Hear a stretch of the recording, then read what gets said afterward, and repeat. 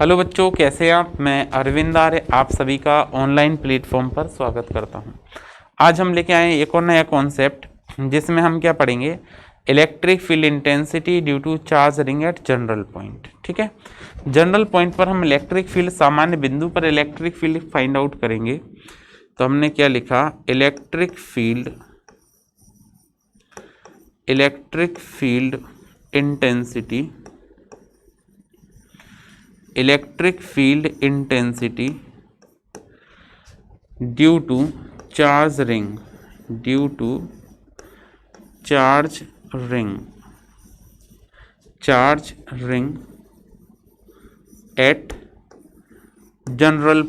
Eight general point. ठीक है, ये आपका कॉन्सेप्ट है। क्या है,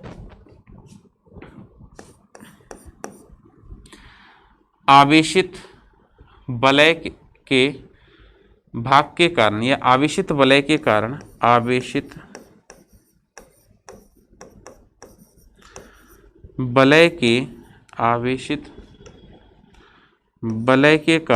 विद्युत क्षेत्र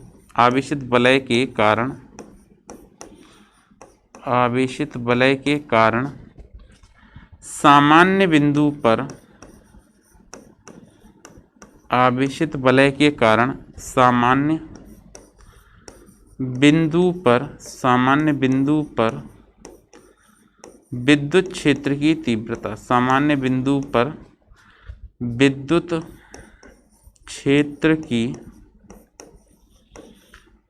क्षेत्र की तीव्रता, ये पूछा गया है आपसे। ठीक है, आवेशित वलय के कारण हमको क्या करना है, एक सामान्य बिंदु लिया, एक जनरल पॉइंट लिया, तो आवेशित वलय के कारण सामान्य बिंदु पर विद्युत क्षेत्र की तीव्रता।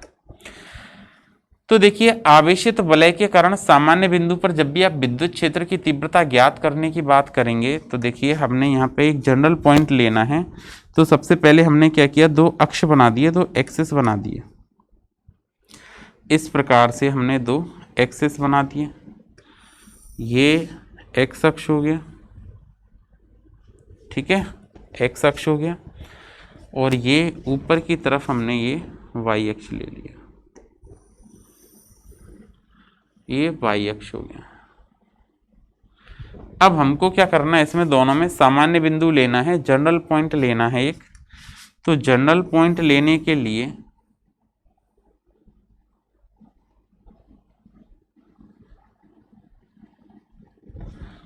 ठीक है, ये हमने एक सामान्य बिंदु ले लिया। अब सामान्य बिंदु या जनरल पॉइंट लेने के लिए हमने क्या किया, यहां से दो पॉइंट बना दिए। एक तो ये मूल बिंदु हो गया आपका, ये क्या हो गया, मूल बिंदु हो गया। यहां से हमने दो पॉइंट बनाए इस मूल बिंदु से, एक तो इधर की तरफ बना दिया,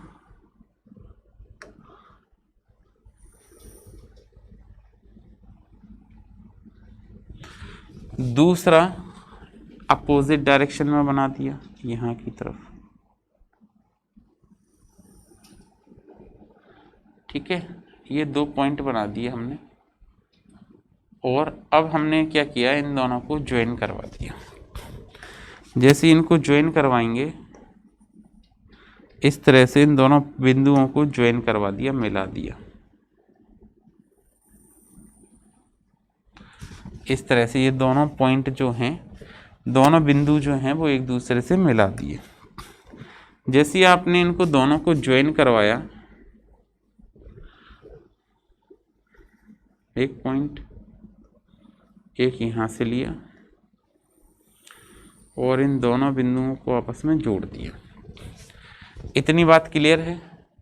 सामान्य बिंदु वाला पॉइंट आपको बड़े ध्यान से समझना है, इसलिए भी ध्यान से समझना है क्योंकि अगर ये समझ गए तो फिर एक जनरल फॉर्मूला आ जाएगा, एक सामान्य सूत्र आ जाएगा, और फिर आपसे कहीं पर भी पूछें ये फॉर्मूला लगाओ और आंसर बताओ। अभी मैं आपकी इसके एप्लीकेशन बताऊंगा, आपको लगेगा ये तो बहुत सिंपल हो गया कैलकुलेट करना, आपको बार बार अलग अलग स्थितियों में फाइंड आउट नहीं करना पड़ेगा। ठीक है, तो ये एक छोटी सी ट्रिक है, बहुत आसान लगेगी, जो आपको बड़ी है ना, इजी गोइंग हो जाएगा फिर इस टाइप के क्वेश्चनों को सॉल्व करना। तो देखिए इसका वापस से वही linear charge density lambda coulomb पर मीटर है, रेखीय आवेश घनत्व इसका कितना है लैम्डा कूलाम पर मीटर। अब सबसे पहले हमको क्या करना है, इसमें थीटा पर जाना और डी थीटा का एक छोटा सा एलिमेंट कट करना है, एक अल्पांश कट करना है। वो कट करने से पहले इसके लिए हम क्या करेंगे यहाँ पर कि इसकी लीनियर चार्ज डेंसिटी कैलकुलेट करेंगे, रेखीय आवेश घनत्व की गणना करेंगे, लीनियर चार्ज डेंसिटी बताएंगे। तो रेखीय आवेश घनत्व ज्ञात करने के लिए हमने क्या बताया, आपको जो तरीका है वो याद ही रखना है। बलय की जब भी बात करें, रिंग की बात करें, तो आपको थीटा पर जाना है और डी थीटा का एक एलिमेंट कट कर देना है, ठीक है। जैसे अगर हम रॉड की बात करें तो आप एक्स पर जाएंगे, डी एक्स का एक एलिमेंट कट कर लेंगे, ये रॉड में होता है। ये 11th क्लास का बेसिक है, उसमें एक चैप्टर है रोटेशनल मोशन, घूर्णन गति, उसमें ये सारी बेसिक चीज़ें आपको सिखाई जाती हैं, ठीक है। नहीं पढ़ा है तो मैं बता देता हूँ कि अगर बलय की बात करें तो बलय में क्या करना है, आपको थीटा एंगल पर जाना है और एक डी थीटा का एलिमेंट कट कर देना है। तो हम क्या करें, यहाँ पे थीटा पर गए, कहाँ गए थीटा पर, और कितने का एलिमेंट कट कर दिया हमने, तो डी थीटा का एलिमेंट कट कर दिया। तो वाई एक्सिस से थीटा एंगल पर गए और थीटा पर जाके एक डी थीटा का एलिमेंट काट दिया, ठीक है। इधर काट लेते हैं, थीटा पर गए, सॉरी यहाँ से हम थीटा पर गए और थीटा पर जाके एक डी थीटा का एक एलिमेंट काट दिया हमने यहाँ पे, ठीक है, इस तरह से। तो देखो जैसे आप थीटा पर जाके डी थीटा का एलिमेंट काटेंगे तो ये छोटा सा अल्पांश भाग हो गया, इसका जो चार्ज है वो डी क्यू है, उसकी लंबाई क्या है डी एल है। ये आप यहाँ पे इस एक्सिस से, क्योंकि यहाँ पे तो है ही नहीं बलय, यहाँ से ले सकते हैं। तो थीटा पर गए और कितने का काट दिया, डी थीटा का। थीटा पर जाके ये एलिमेंट कितने का काट दिया, डी थीटा का। क्या बात क्लियर हो गई? अच्छा, अब अगर कोई कहे यहाँ से, अरे यहाँ से तो पहले से ये एंगल ही पता नहीं है, ठीक है, तो थीटा पर जाके डी थीटा का एक एलिमेंट काट दिया आपने, अल्पांश काट दिया। जैसे ही आपने यहाँ पे एलिमेंट काटा तो हमने कहा कि इसका छोटे से एलिमेंट का जो चार्ज है वो डी क्यू है। कितना है चार्ज, डी क्यू है। तो अगर हम इसका लीनियर चार्ज डेंसिटी कैलकुलेट करते हैं, रेखीय आवेश घनत्व ज्ञात करेंगे। अब ये बलय का भाग है, इसलिए ये त्रिज्या आर, ये भी त्रिज्या आर, ये भी त्रिज्या आर, ये भी आर, सभी आर होंगी। ये बात क्लियर है? अच्छा, अगर आप इतनी बात समझ गए तो बस बहुत सिंपल हो गया। अब आपको लीनियर चार्ज डेंसिटी, रेखीय आवेश घनत्व ज्ञात करना है यहाँ पे। तो लीनियर चार्ज डेंसिटी ज्ञात करेंगे, linear charge density, linear charge density, Hindi में कहते हैं इसको रेखीय आवेश घनत्व, रेखीय आवेश, रेखीय आवेश घनत्व। अगर आप यहाँ पे लीनियर चार्ज डेंसिटी ज्ञात करते हैं, रेखीय आवेश घनत्व ज्ञात करते हैं, तो वो क्या बनेगा, lambda equal to charge, charge कितना है पूरे का Q, या एलिमेंट का लेते हैं तो कितना है D Q upon D L. तो यहाँ से अगर आप Q की वैल्यू कैलकुलेट करेंगे तो डी क्यू बराबर लैम्डा डी एल आ जाएगा। ये तो हम कई बार सॉल्व कर चुके हैं, लेकिन अब हमने कहा कि थीटा पर जाके डी थीटा का एलिमेंट कट करेंगे तो कोण बराबर क्या बनेगा, चाप बटे त्रिज्या। अगर आप यहाँ पे कोण का फॉर्मूला लिखेंगे तो थीटा इक्वल टू या डी थीटा इक्वल टू चाप, चाप कितना है, तो हमने लिखा यहाँ पे बिकॉज डी थीटा पर गए तो कोण डी थीटा बन गया, एंगल कितना हो गया डी थीटा। तो डी थीटा बराबर चाप, चाप कितनी हो गई डी एल, और त्रिज्या कितनी हो गई आर, कोण angle equal to arc, arc कितना हो गया डी एल और रेडियस हो गई आर। इसके इधर मल्टीप्लाई करो तो डी एल इक्वल टू बन जाएगा आर डी थीटा।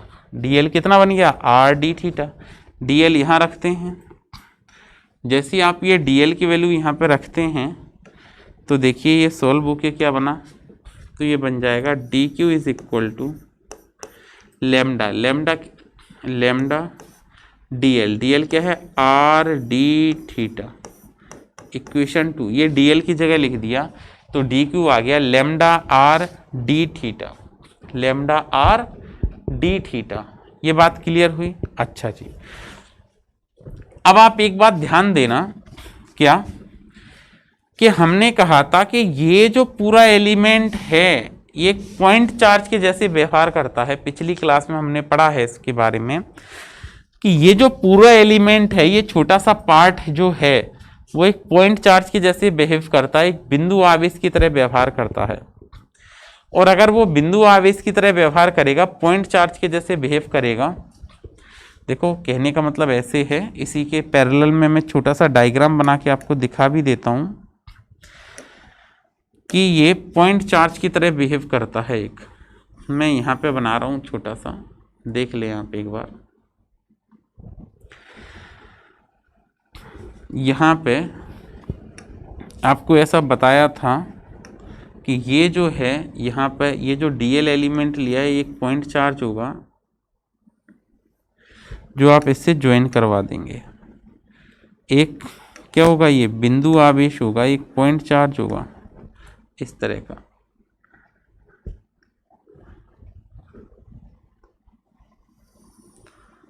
इस तरह का ये पॉइंट चार्ज होगा, एक बिंदु आवेश होगा। इसको अगर हम आगे की तरफ बढ़ाएंगे तो ये कुछ इसकी डायरेक्शन जो है वो कुछ इस तरह से आती है। देखो क्या है, ये पॉइंट चार्ज है और इसकी अगर हम दिशा बनाते हैं तो ये कुछ इस तरह से आती है। ठीक है, ये यहां पर आपका चार्ज कितना था dq, और इसके कारण जो इलेक्ट्रिक फील्ड आई थी वो आई थी dE, विद्युत क्षेत्र की तीव्रता कितनी आई थी dE। अब एक बात का ध्यान दें कि थीटा एंगल अब की बार यहां से है, तो थीटा कौन सा पार्ट बनेगा, ये वाला सेक्शन बनेगा थीटा। तो देखें dq चार्ज के कारण इलेक्ट्रिक फील्ड सेंटर पे, केंद्र पर, ठीक है। तो देखें electric field at O due to charge dq, electric field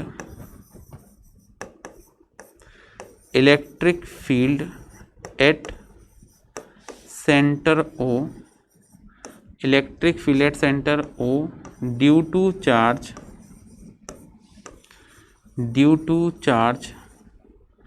dq। क्या लिखेंगे, dq आवेश के कारण,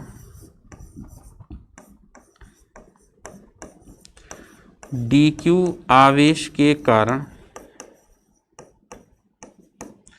केंद्र O पर विद्युत क्षेत्र की तीव्रता, केंद्र O पर विद्युत क्षेत्र की तीव्रता। तो केंद्र O पर अगर हम यहाँ पे विद्युत क्षेत्र की तीव्रता ज्ञात करते हैं, इलेक्ट्रिक फील्ड फाइंड आउट करते हैं, तो देखिए कितनी आएगी, तो ये आएगी आपकी कितनी, dE is equal to k dq by r square, क्योंकि फॉर्मूला क्या होता है kq बाय r स्क्वायर। अच्छा, अब dq की तो वैल्यू है, तो dq की वैल्यू इक्वेशन 2 से पुट करते हैं, put value of dq, put value of dq, Hindi वाले लिखेंगे dq का मान रखने पर। तो ये dq की वैल्यू जो पुट कर रहे हैं हम वो आ जाएगी k बाय r स्क्वायर और इनटू dq कितना है लेमडा आर डी थीटा। अच्छा जी, तो ये तो वही पुरानी बात बन गई कि r से ये r कैंसिल हो जाएगा, k lambda by r D theta. तो dE कितना आ गया, dE आ गया k lambda by r D theta, equation number 3। अब आप एक बात ध्यान दें कि ये एंगल थीटा था, तो हमने क्या करना है, इसके दो कंपोनेंट बनाने हैं, दो घटक बनाने हैं। तो देखो जैसे ही आप इसके कंपोनेंट बनाओगे, घटक बनाओगे, तो मैं इधर की तरफ बना देता हूँ इसके कंपोनेंट, या आप यहाँ भी बना सकते हैं, कोई समस्या नहीं है, कहीं भी बना लें। तो देखिए जब आपने इसके कंपोनेंट बनाए तो ये हो जाएगा O। अब हमने पढ़ा है कि जो इलेक्ट्रिक फील्ड है उसके दो कंपोनेंट बनेंगे विद्युत क्षेत्र की तीव्रता, एक तो इधर की तरफ आ रही है DE इस एलिमेंट के कारण, किसके कारण, एलिमेंट के कारण जो इलेक्ट्रिक फील्ड है वो कुछ इस तरह से आएगी। और अगर इलेक्ट्रिक फील्ड इधर की तरफ आएगी तो देखिए इधर बना देते हैं, ये जो इस सेक्शन के कारण जो फील्ड आएगी वो इधर की तरफ आएगी ऐसे, ठीक है, इस सेक्शन के कारण ये इलेक्ट्रिक फील्ड आ गई। अब इस सेक्शन के कारण ये इलेक्ट्रिक फील्ड तो आ गई कि इस तरह से, लेकिन हमको क्या करना पड़ेगा, इसके कंपोनेंट रिजॉल्व करने पड़ेंगे। तो कंपोनेंट बनाओगे तो ये वाला एंगल थीटा था वाई एक्सिस के साथ में, तो अब की बार जो थीटा है ना वो कुछ यहाँ से बनेगा और ये आपका DE आ जाएगा। तो आप दो कंपोनेंट बनाओगे तो एक तो इसी पे बनेगा और दूसरा इधर की तरफ बनेगा। अब हमको पता है जिसके साथ एंगल बनता है वो बनता है cos component DE cos theta, और जिसके साथ एंगल नहीं बनता है वो होता है साइन कंपोनेंट, तो DE साइन थीटा। अब एक बात ध्यान रखें, यहाँ पे DE साइन थीटा जो है वो 0 होगा, जो भी कंपोनेंट है, जो भी घटक है DE साइन थीटा वो 0 होगा। अब अगर किसी को लगता है कि 0 क्यों होगा, तो जैसे आपने एलिमेंट इधर लिया ना इस साइड, उसी तरह मैं एलिमेंट इधर भी तो ले सकता हूं। तो आप एक और एलिमेंट लें, अब एक और एलिमेंट लेंगे तो वो एंगल इधर की तरफ जाएगा, मतलब इधर थीटा यहाँ बनेगा नीचे की तरफ, तो ये DE साइन थीटा और ये DE कॉस थीटा, मतलब DE साइन थीटा वाले जो कंपोनेंट है वो यहाँ पे कैंसिल हो जाएंगे दो एलिमेंट के कारण। बात क्लियर हो रही है, ठीक है। दो एलिमेंट लेंगे या दो अल्पांश लेंगे तो DE साइन थीटा वाले कंपोनेंट कैंसिल हो जाएंगे। तो यहाँ पे हम क्या लिखेंगे, घटक DE साइन थीटा, घटक DE साइन थीटा परस्पर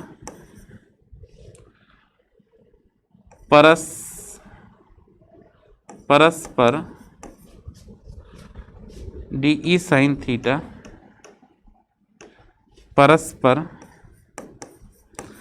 विपरीत अल्पांश के कारण समाप्त हो जाएंगे। परस्पर विपरीत अल्पांशों के कारण, अल्पांशों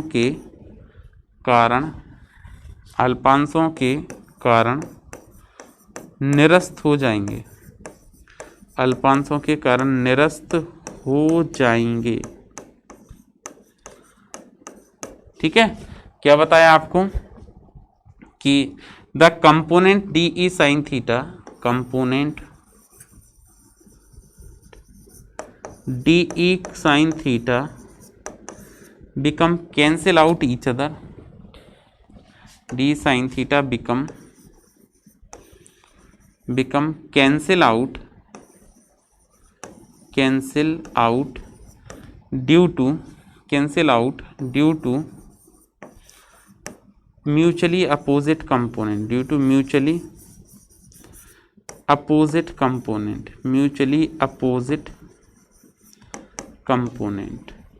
जो अपोजिट कंपोनेंट होते हैं उनसे ये कैंसिल आउट हो जाएंगे। अच्छा, सो नेट कितना आएगा यहाँ पे, तो हम यहाँ पे कैलकुलेट कर लेते हैं कि नेट इलेक्ट्रिक फील्ड कितनी बनेगी। तो ये बनेगी E नेट इक्वल टू किसके कारण, ये आप लिख सकते हैं DE नेट इक्वल टू, जो आएगी वो क्या आ जाएगी, DE cos theta. Put value of DE का मान क्या है, तो DE net equal to DE क्या है, K lambda by R cos theta D theta, ठीक है।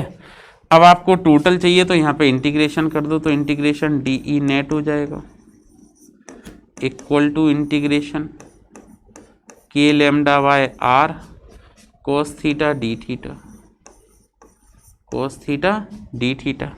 अब बात आती है लिमिट की, जिसको आपको ध्यान से समझना है। यहाँ पर जो आएगा ये पॉजिटिव डायरेक्शन में एंगल बन रहा है और ये नेगेटिव डायरेक्शन में एंगल बन रहा है, तो आपको लिमिट लगानी है α/2 से -α/2। बस ये बात बहुत अच्छे से याद रखनी है आपको कि ये पहला क्वाड्रेंट है तो एंगल सारे पॉजिटिव होंगे और ये दूसरा है तो एंगल यहाँ पे क्या आ जाएंगे, नेगेटिव हो जाएंगे, ठीक है। तो आपको लिखना है या ये नेगेटिव डायरेक्शन के साथ बन रहा है, नेगेटिव डायरेक्शन के साथ, और ये पॉजिटिव डायरेक्शन के साथ। तो आपको बस ये याद रखना है कि यहाँ पे जो लिमिट लगानी है वो लगानी है -α/2 से α/2, सॉरी α/2 से -α/2। इस बात का आपको विशेष ध्यान रखना है। तो बस इसका इंटीग्रेट कर दोगे, आंसर आ जाएगा DE नेट, और ये 0 से आ जाएगा क्या, E नेट। DE नेट का इंटीग्रेशन करेंगे तो ये बनेगा E नेट, लिमिट लगा दी 0 से E net, equal to k λ/r constant है, बाहर निकाल दिया, और इंटीग्रेशन -α/2 से α/2 cos theta d theta. Solve कर दें इसको। जैसे हमने सोल्व किया तो यहाँ पे वैल्यू पुट करी तो ये जाएगा E net -0 is equal to k λ/r। cos theta का इंटीग्रेशन क्या हो जाएगा, यहाँ पे sin थीटा हो जाएगा, और माइनस का α/2 से α/2 आ जाएगा। E नेट -0, तो इसका मतलब ये बन जाएगा क्या, E net equal to k λ/r। Limit put करते हैं तो upper limit sin α/2 minus lower limit रखेंगे तो माइनस sin -α/2। ठीक है, अच्छा जी, आगे ध्यान दें। तो ये तुम्हारे पास फॉर्मूला बना क्या, E net equal to k λ/r और sin α/2, और साइन माइनस थीटा क्या होता है, माइनस का साइन थीटा होता है, sine minus theta minus sine theta होता है, तो प्लस का साइन α/2 बन जाएगा। साइन और साइन को ऐड कर देंगे तो आपका ये फॉर्मूला क्या बना, E net equal to 2k λ/r sine α/2। ये जनरल फॉर्मूला है, आपको हमेशा याद रखना है। इससे आपके कोई भी क्वेश्चन हो, कोई भी वलय वाला क्वेश्चन हो, रिंग वाला क्वेश्चन हो, सॉल्व हो जाएगा।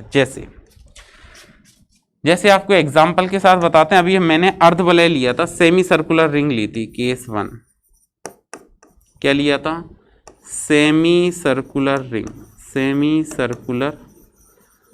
रिंग। अगर सेमी सर्कुलर रिंग है तो आपको पता है कि जो एंगल बनेगा सेंटर पर वो कितना बनेगा, पाई। ये बात याद रखना है, सेंटर का एंगल याद रखना है। अर्धवृत्ताकार वलय के केंद्र पर, अर्ध वलय केंद्र पर कितना कोण बनाएगी, 180 डिग्री, पाई। तो E नेट कितना आएगा, E नेट आएगा आपका 2k λ/r साइन π/2, और साइन π/2 क्या होता है, 1, तो 2k λ/r आंसर आ जाएगा आपका। अभी तो हमने कैलकुलेट किया था पिछली क्लास में, सॉरी, 2k λ/r। अगर मैं आपसे यहाँ पे सेमी सर्कुलर रिंग की जगह क्वार्टर रिंग कह दूं, केस 2, कौन सी रिंग कह दूं, क्वार्टर रिंग कह दूं, 1/4 भाग है, 4 क्वार्टर रिंग, चतुर्थ भाग, केंद्र पर कितना एंगल बनाएगा, अल्फा कितना बनेगा, क्वार्टर में बनता है π/2, क्योंकि ये इस तरह से होती है क्वार्टर रिंग, 1/4 भाग। तो क्वार्टर रिंग पे जो सेंटर पे एंगल बनेगा वो 90 डिग्री बनेगा, ये 90 डिग्री बनेगा, π/2 बनेगा। तो E नेट आपका क्या आ जाएगा, तो E नेट आएगा आपका, फॉर्मूला लगाएं, 2k λ/r साइन α/2, अल्फा का मतलब क्या है, π/2, और एक 2 बीच में भी तो था α/2 में, तो आप सोल्व करेंगे तो बनेगा 2k λ/r और साइन π/4। अब अगर ये साइन π/4 बन गया तो हमको पता है साइन π/4 की वैल्यू क्या होती है, 2k λ/r साइन π/4 मतलब 45 डिग्री, 1/√2, √2 से ये कैंसिल करेंगे तो √2 आएगा, मतलब √2k λ/r। बात क्लियर है, मतलब आप किसी का भी कैलकुलेट कर सकते हैं, ये ब्रह्मास्त्र मान लो आपको। ठीक है, तो आज के लिए इतना ही, कल फिर से मिलेंगे एक और नए कॉन्सेप्ट के साथ। तब तक पढ़ते रहिए, सुरक्षित रहिए, थैंक यू।